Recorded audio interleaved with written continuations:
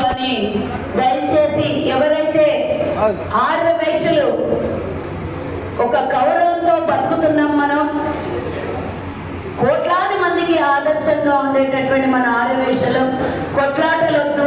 కోమట్రోలు ఎక్కడుంటే అక్కడ సమర్థవంతంగా నీతివంతంగా పరిపాలన కానీ దైవం కానీ అన్నదాన సత్రాలు కానీ నడుస్తాయని నమ్మకం ఉన్నది. దాని మీద నమ్మకం మీద ఈరోజు ప్రభావితమయ్యేటట్టుగా ఎవరు ప్రవర్తించొద్దని ఈరోజు ఈ సభ ద్వారా విన్నవించుకుంటున్నా. ఈ సభ పెట్టడం ఎవరికీ వ్యతిరేకం కాదు, మన ఉనికిని మనం కాపాడుకోవడం. రాష్ట్రంలో ఉన్నటువంటి 4 కోట్ల మంది ప్రజల్లో ఆర్యవైశ్యుల శాతం మరి 2% ఉందా ఎత్తుందా అనేది మన ఉనికిని మనం కాపాడుకునే ఒక మహాసభ అంటే మాతృ సంస్థ. ఆ సంస్థ ద్వారా రాజకీయం చేయొచ్చు, ఆ సంస్థ ద్వారా కులం పేరు ఎన్నో నలుమూలలకు మరి దేశవ్యాప్తంగా ప్రపంచవ్యాప్తంగా వ్యాప్తి చెందేటటువంటి సంస్థ మహాసభ. దాన్ని అఘోరపరిచి దానికి ఉన్నటువంటి విలువను తీయొద్దు అని దయచేసి ఈ సంస్థ ఈరోజు ఈ సభ ద్వారా వారిని విన్నవించుకుంటున్నాం. ఈరోజు వేదిక మీద ఈరోజు ఎవ్వరికి కూడా ఎక్కడ కూడా వ్యతిరేకులం కాదు. వేదిక మీద ఉన్నటువంటి వాళ్ళు తెలంగాణ రాష్ట్ర ఆర్యవైశ్య ఆత్మ గౌరవం నిలబడడం కోసమే ఈ వేదిక మీద సమావేశమైనటువంటి పార్టీలకు అతీతంగా కుల పెద్దలు ఈరోజు వేదిక మీద ఉన్నటువంటి మరి గంజి రాజమౌళి అంకుల్ గారు ఆనాడు శంకర్రావు చేస్తే రాష్ట్రంలో ప్రభుత్వాన్ని కదిలించినటువంటి రోజు ఆ రోజు. మరి అలాంటి పెద్దలు వేదిక మీద ఉన్నారు. మరి మృదు స్వభావి నిజంగానే చెప్పాలంటే అన్నకు ధన్యవాదాలు తెలియజేస్తున్నా. ఎందుకంటే నేను అవుట్ రైట్ గా వచ్చి ఈరోజు మహాసభకు వ్యతిరేకంగా జరుగుతున్నటువంటి ఈ కార్యక్రమాలకు నేను అవుట్ రైట్ గా వచ్చి పనిచేస్తానని ఎమ్మెల్సీ దయానంద్ అన్న గారు మేమందరం కూర్చొని చర్చించినప్పుడు చెప్పడము, ఈరోజు వారు కూడా ఈరోజు ఈ వేదిక మీద ఉండడం, ప్రముఖుల వేదిక మీద ఉంటే 10 మందికి సమాచారం పోతుందనే ఉద్దేశంతోనే మనం అందరం కూడా ఈరోజు ఈ వేదికను పంచుకోవడం జరిగింది. ఎవరికి వ్యతిరేకం కాదు, మన సమాజం బాగుపడాలనే ఉద్దేశంతోనే ఈరోజు ఏర్పాటు చేసినటువంటి ఈ వేదిక. ఇందాక మొగళపల్లి ఉపేందర్ అన్న మాట్లాడినటువంటి మాటలు నగ్న సత్యాలన్నీ గతంలో జరిగినటువంటి అన్ని సభల్లో వ్యతిరేకించి వాళ్ళు చేసిన వ్యక్తికి మీద ఎవరి మీద ద్వేషాలు లేవు. వ్యవస్థ తప్పుదారి పడొద్దు అనే దాని మీదనే మా పోరాటం. మేము మహాసభలో ఉండి కూడా న్యాయం కోసం పోరాటం చేసినాము అని అంటే మన వైశ్యుల మీద మన కులం మీద ఉన్నటువంటి గౌరవంతోనే. మరి ఈనాటి వేదిక మీద చాలా మంది పెద్దలు ఉన్నారు. చాలా మంది పేర్లు చెప్పుకుంటూ పోతే నేను చెప్పాల్సినటువంటి సబ్జెక్ట్ ఎటో వెళ్తుంది. వేదిక మీద ఉన్నటువంటి వివిధ రాష్ట్రాలు వివిధ జిల్లాల నుంచి వచ్చినటువంటి నాయకులందరికీ కూడా వైశ్య నాయకులందరికీ కూడా ధన్యవాదాలు తెలియజేస్తూ, మరి శ్యామ్ అనేవాడు ఈరోజు ఒక శక్తిగా కనబడుతున్నాడు. నిజంగా చెప్పాలంటే మొన్నటి వరకు ఎవరు ఊహించలేదు. ఎవరు 10 ఏళ్ల నుంచి ఎవరు అడగరు అనుకున్నారు. కానీ ఒక రోజు వస్తుంది, ఆ రోజు అనుకొని ఈరోజు శ్యామ్ నిలబడ్డాడు. శ్యామ్ ఏం గొప్ప వ్యక్తి అని నేను చెప్పను, ప్రపంచ రికార్డు సాధించిండని నేను చెప్పను. కానీ ఎవరు ముంగరు రాని సమయంలో ఆయన వచ్చి నిలబడి ఈరోజు జిల్లా తిరుగుతున్నాడు. ఎందుకైనా అవసరం, ఎందుకైనా తిరగాలి జిల్లాలు? ఏమన్నా ఆయన ఎమ్మెల్యే అయ్యేది ఉందా, ఎంపీ అయ్యేది ఉందా, సీఎం అయ్యేది ఉందా? ఎందుకు తిరగాలి? మనం అందరం ఎందుకు ముందుకు రాలేదనేది బాధపడాలి. ఇక్కడున్న వాళ్ళకి నేను మాట్లాడట్లేదు, ఎక్కడనో కూర్చొని నా వీడియో చూస్తున్నటువంటి వాళ్ళకి నేను సమాచారం ఇస్తున్నాను. అందరం వెనకాలందరం తిట్టుకుంటున్నాం. మహాసభ ఏమైంది, ఎన్నికలవో మహాసభ ఏమైంది, ఏడికి పోయినా రాష్ట్రమే కాదు పక్క రాష్ట్రాలకు పోయినా ఇదే కులం మీటింగ్ ఎక్కడైనా పోయినామంటే ఏమైందమ్మా మీ సభ ఏమైంది, మీ సంఘం ఏమైంది, ఎన్నికలుగా అడగవా అమ్మ, నువ్వు అధికారంలో ఉన్నావు, అడగవా అమ్మ మహాసభలనే ఉన్నావు. అరే మాకు చెప్పండి, సమాధానం లేకుండా చేసేది. అడిగి విసుకొచ్చిపోయినాం. చెప్పి మేము వ్యతిరేకులం తయారైనాం. కొంతమంది కోట్రీని ఏర్పరచుకొని అక్కడ వాళ్ళు చెప్పిందే భజన.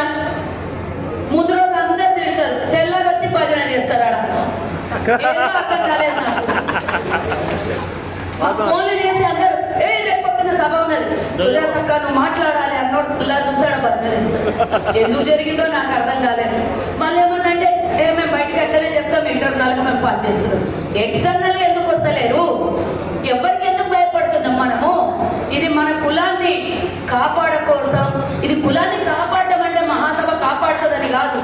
కులంకి గౌరవం ఇచ్చేటటువంటి చింతల్ బస్తీలో ఉన్నటువంటి మహాసభ భవనంలో రోషయ్య గారు నిర్మించినటువంటి ఆ భవనం ఎంతో మంది పెద్దలు మాజీ అధ్యక్షుడిగా పనిచేసినటువంటి ఆ మహాసభ భవనానికి ఒక ప్రత్యేకత, ఒక గుర్తింపు, ఒక గౌరవం ఉన్నది.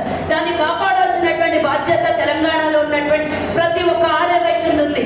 ఎందుకంటే నీ మాట అంటే వాళ్ళు ప్రతి సభలో అడుగుతున్నారు, సభ్యత్వం లేని మాట్లాడుతున్నారు, వాట్సాప్లలో మాట్లాడుతున్నారు, లేదా స్పీచ్లు ఇచ్చిన వాళ్ళకి ఏం చాట కాదు, నన్ను ఎదుర్కొనే దమ్ము లేదని కొన్ని సభల్లో కొన్ని చోట్ల వాళ్ళు డిస్కషన్ చేస్తున్నారు. నేను ప్రతిసారి ఖండిస్తున్నా, సభ్యత్వం లేనోడు కాదు, వైశ్య పుట్టినటువంటి ప్రతి ఒక్కరికి ప్రశ్నించే అని నేను ప్రతిసారి చెప్తున్నా. అట్లంటే వీళ్ళందరూ ఇక్కడ ఉన్నటువంటి వాళ్ళు మహాసభలో ఉన్నటువంటి పెద్దలు కొంతమంది నాతో పాటు ఉన్నటువంటి వాళ్ళకి అడగండి, నన్ను కొట్టడానికి వచ్చారు వాళ్ళ రోజు. ఇదా దౌర్జన్యం?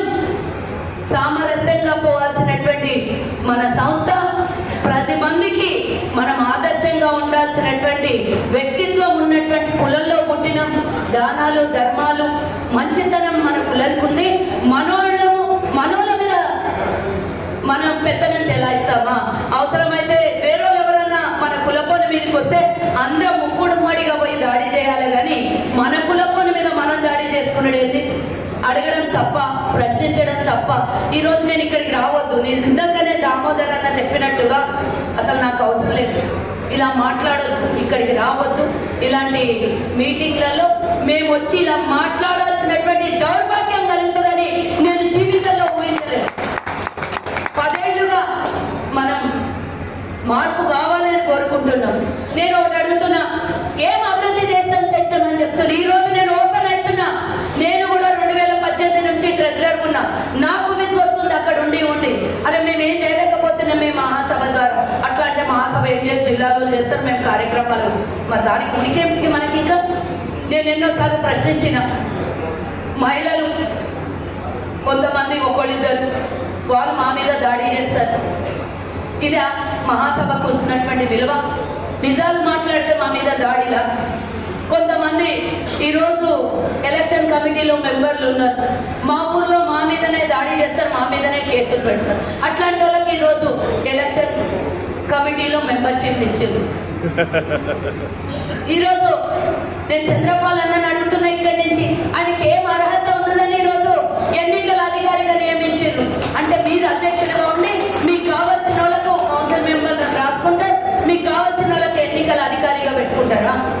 కౌన్సిల్ లేదా దీనికోటి, కమిటీ లేదా దీనికోటి, మీకు పనిచేసే వాళ్ళకే పెట్టుకుంటారా? 10 ఏళ్ళైంది. ఏంటది? అది మీరు చెప్పారు కదా, నేను విన్నా. నేను ఒకటి చెప్తున్నా, ఇక్కడ రాజమౌళి అంకుల్ లేరా? మాజీ అధ్యక్షులు ఉన్నారు కదా, ఒక శంకరరావు ద్వారా వైశ్యులందరినీ ఏకం చేసినటువంటి రోజులు ఉన్నాయి కదా, మరి వారిని ఎందుకు ఈరోజు ఎలక్షన్ అధికారిగా పెట్టలేదు? ఆయన ఏకైక అధ్యక్షుడు, మాజీ అధ్యక్షుడు ఉమ్మడి ఆంధ్రప్రదేశ్ ఉన్నప్పుడు చేసినటువంటి ఆయన ఎందుకు విస్మరించారు?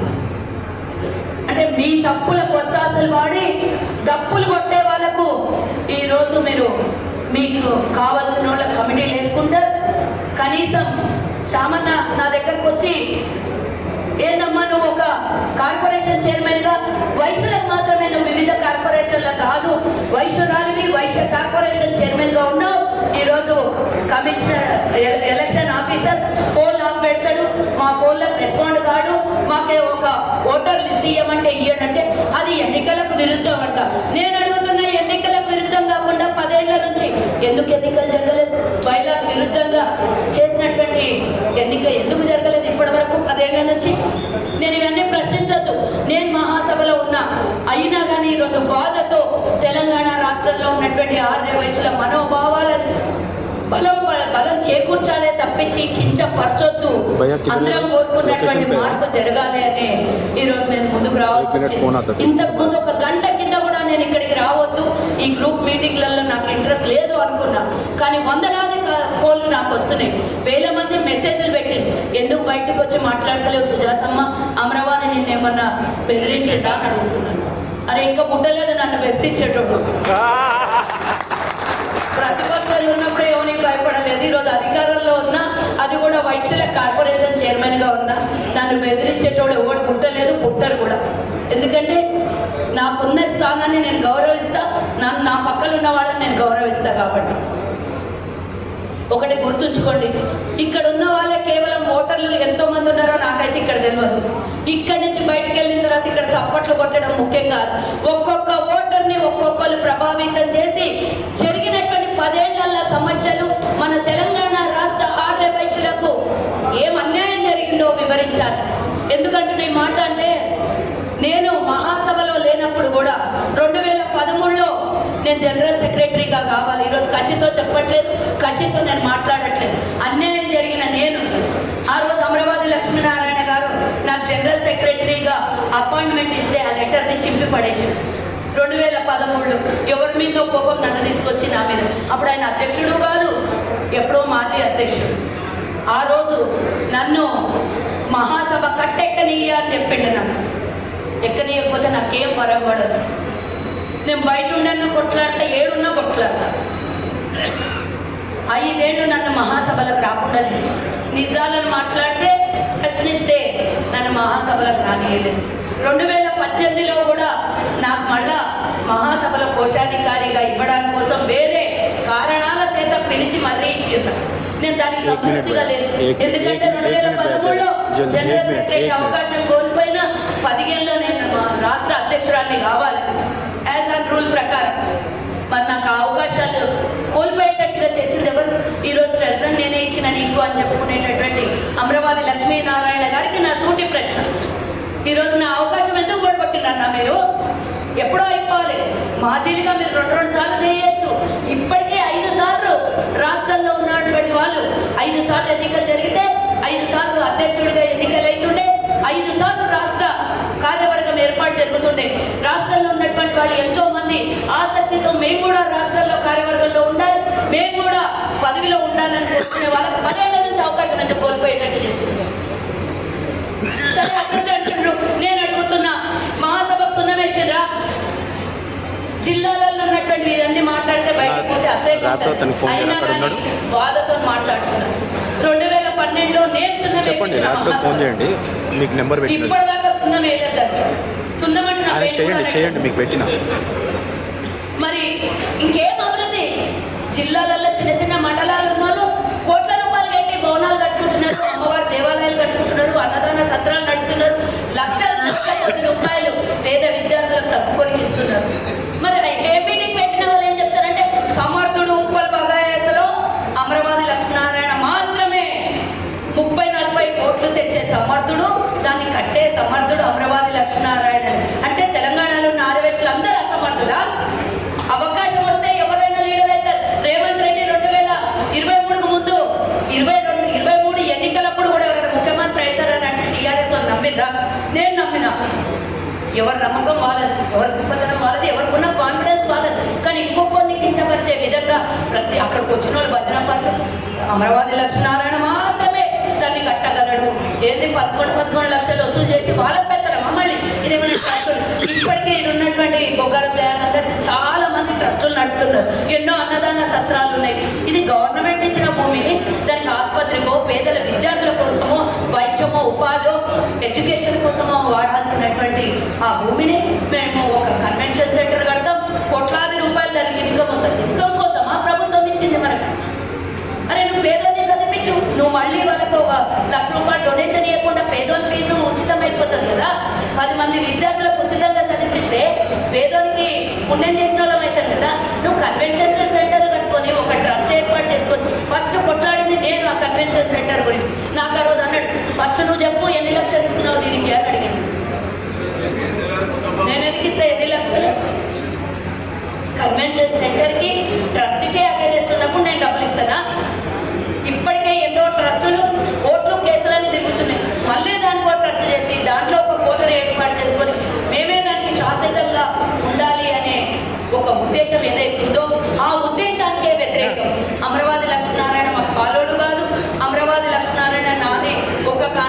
కాదు, పోటీ చేయడానికి ఇద్దరం పోటీదారులు కూడా కాదు, ఎవరి పని వాళ్ళదే.